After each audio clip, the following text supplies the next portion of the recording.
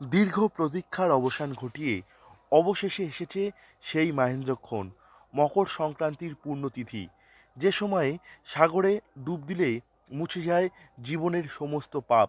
এবছর সেই মাহেন্দ্রক্ষণ পড়েছিল রাত 12টা 13 মিনিটে। আর সেই সময় সাগরে ডুব দিয়ে পুণ্য অর্জন করতে সাগর পাড়ে ভিড় জমিয়েছিল লাখ লাখ পুণ্যার্থী।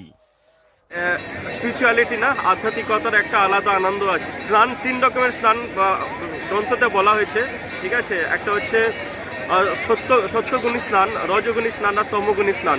তো সত্যগুণী স্নান ব্রহ্ম মুহূর্ত অর্থাৎ রাত 2টো থেকে সকাল 10টার মধ্যে করা উচিত, এবং যে যত ভোরবেলার দিকে করা হবে সেটা তত অসপিসিয়াস। সাধারণত আমি মনে করি না যে এত লোকেরা রোজ বাড়িতে ভোরবেলা স্নান করেন, কিন্তু এই অসপিসিয়াস দিনগুলোতে তারা যে কষ্ট করে আসছে এবং এটা করছে, আর সেটাই অনেক মানে ভালো অ্যাপ্রিসিয়েট করা বিষয়।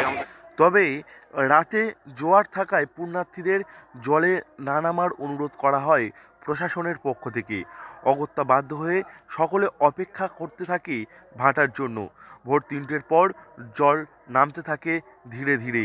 পুণ্যার্থীদের মধ্যে সে সময় দেখা যায় বাঁধ ভাঙা উচ্ছ্বাস। প্রবল ঠান্ডার মধ্যেও পুণ্যলাভের আশায় জলে নেমে স্নান করতে শুরু করেন 8 থেকে 80 সকলেই। কোথা থেকে এসছেন দিদি? নবদ্বীপ থেকে পূর্ণ স্নান করতে এসেছি। 4 বছর আগে একবার এসেছি। ভগবানের করতে এসেছি, ঠান্ডা আর কি আসে। হচ্ছে এখন ঠাকুরের কৃপায় দেখেন এই নবদ্বীপ থেকে এখানে আসছি। গঙ্গাসাগর বলছে যাতে সব তীর্থ বারবার, গঙ্গাসাগর একবার, এই জন্যই আসছি স্নান টান করে, যাতে কিছু পাপ পুণ্য অর্জন করা যায় আর কি। সাগরে শীত যে কম ছিল তা নয়, রাতে অনেকেই খোলা আকাশের নিচে সময় কাটিয়েছেন। তবে সব কিছুর ঊর্ধ্বে উঠে মানুষের বিশ্বাসের সঙ্গে মিশে গিয়েছে ভক্তি। আর সেজন্যই হয়তো এই শীতেও পুণ্যার্থীরা হাসি মুখে তা মেনে নিয়েছেন। এ নিয়ে বৃন্দাবন ধাম থেকে আসা মহারাজ স্বামী নিত্যানন্দ রাজ জানিয়েছেন, স্নান 3 রকম: সত্যগুণী স্নান, রজগুণী স্নান ও তমগুণী স্নান। এর মধ্যে সব থেকে উত্তম হলো সত্যগুণী স্নান, যা ভোর রাতেই করতে হয়। আর সেজন্যই হয়তো পুণ্যার্থীদের মধ্যে এই উচ্ছ্বাস দেখা গিয়েছে।